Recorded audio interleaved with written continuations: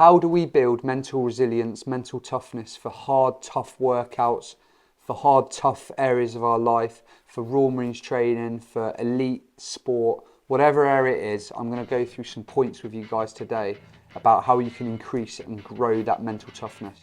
If you're looking to prepare as best as possible for the military, then check out our complete weekends.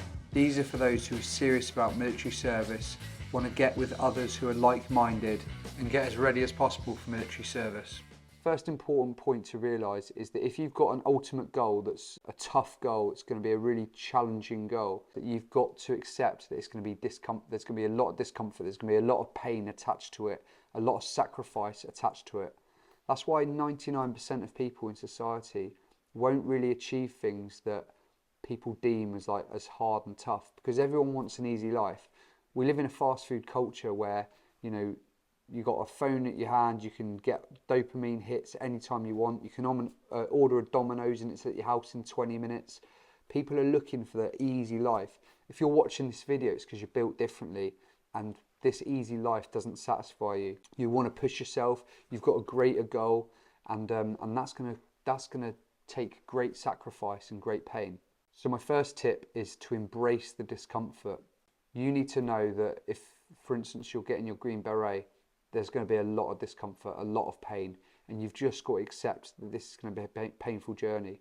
When you see new recruits in the field for the first time, you see them all running and they go round the puddles and all that. By week 10, everyone's just running through the puddles. It's like, oh, wet feet, who cares? Just going to embrace the discomfort. As you gradually grow further down in training, less and less things affect you.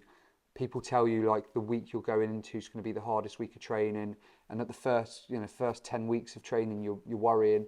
By week 25 you don't even care. You're like, yeah, whatever, it all sucks, it's all painful, we just got to get through it. So embrace the discomfort of the journey that you're about to embark on. Embrace that difficult workout that you're about to hit. Yeah, this workout's going to put me in the pain cave. I'm going to be hurting. My legs are going to be jelly. My lungs are going to be I'm going to be gassing. I'm just going to embrace it. Suck it up. Number 2, develop that growth mindset. See these painful workouts, see these painful times as it's an opportunity to push and grow your mindset. Like we've discussed before, many people are just happy with an easy life, big house, nice car, loads of money with as little work as possible. You're built differently. You've got to change that mindset. You've got to have a different mindset to society. You've got to basically go, right, in order to grow this, I need to work hard, I need to thrash myself. The more miserable I am, the more growth I'm going to gain. So that's got to be your mindset. Number 3, set small achievable tasks. So it might be that your end goal is to get an elite level pro contract, or to get your green beret, or to get your maroon beret. But you've got to break that down into smaller tasks and smaller goals. So it could be a 0 to 3 month goal, a 3 to 6 month goal, and a 6+ goal. So we do that with our one-to-one programming. Number 4, practice visualizing the journey. So, right, how am I going to feel when I put that green beret on my head for the first time? How am I going to feel when I'm in the pain cave, when I haven't slept for 3 days and I'm in the field? Will I still want it? If I'm pee wet through, will I still want it when I'm putting myself through these dirty workouts to get ready for the military? And start visualizing the workouts. If you're going to the gym today, start visualizing, how's my workout going to be? Am I going to be sat on my phone for 10 minutes? Or am I going to put my phone away and I'm just going to fully focus on my training? Start visualizing the journey, and that's going to give you a good insight into the journey that you've got to take to basically get ready. Number 5, something I really hate is the British culture of negative talk. We downplay everything. We talk bad about our kids, like, oh yeah, my kids are playing up, or oh, I hate my job, or yeah, oh, I'm shattered. All this sort of stuff. It's freaking nonsense, man. I like the American approach where it's a lot more positive, a lot more Chad. Start speaking positive stuff over yourself. You look at all the world champions from boxing, Muhammad Ali, Mike Tyson, Floyd Mayweather. They say all the time, I'm the best ever, I'm the greatest, and they put the work alongside it, but they're speaking positively over themselves, and lo and behold, they do become the best, they do become the greatest. So if you're constantly saying I can't do that, or I'll never be as good as him, or oh, look at David Goggins, I can never be like that. Yeah, you can't, because you're speaking it over yourself, and that's the mindset you're going to have. What one man can do, another man can do. If he can do it, if I put the work in and I challenge myself and I work hard, I can do it as well. That's the mentality you've got to have.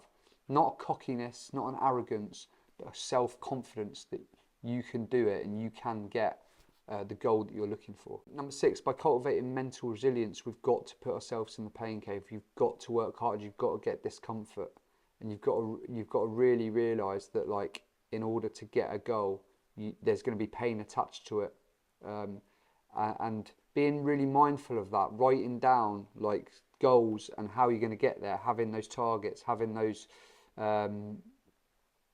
talks with yourself, those really honest talks, talking about your weaknesses, like, what's my weakness right now? What do I need to attack? What do I need to get better at? Just cultivating that mental resilience to it. You know, I hate the cold, so what I need to do is I need to go and challenge myself and put myself in the cold. When it rains, I don't like the rain, so I need to go out and get myself established in the rain. And you're just creating this mental resilience against the things you're weak at until they become a strength. Number 7, put yourself around people who are above you, you know, in this order. Maybe there's a former Royal Marine who trains in your local gym and you see him and he's an absolute beast. Ask him to train with him. Ask to have a coffee with him and rack his brains, you know. I always try and put someone above me that I can learn off, whether it's from a business point of view, personal development point of view, maybe they're a better coach than me or whatever it is, and I try and learn off them.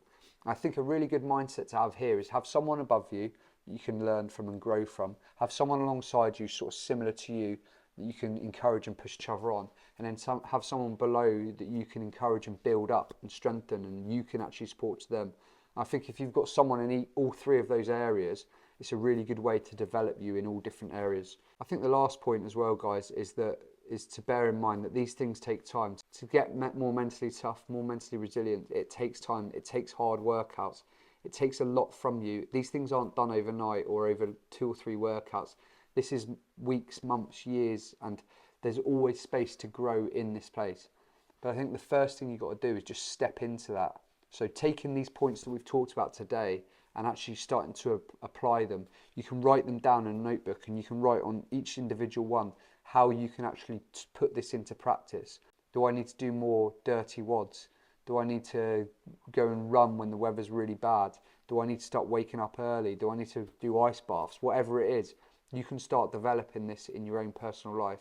And when you see these guys who have achieved loads and you look up to them, it's really important to know that you can also do that if you're willing to put the work in, if you're willing to suffer, and if you're willing to basically give up comfort.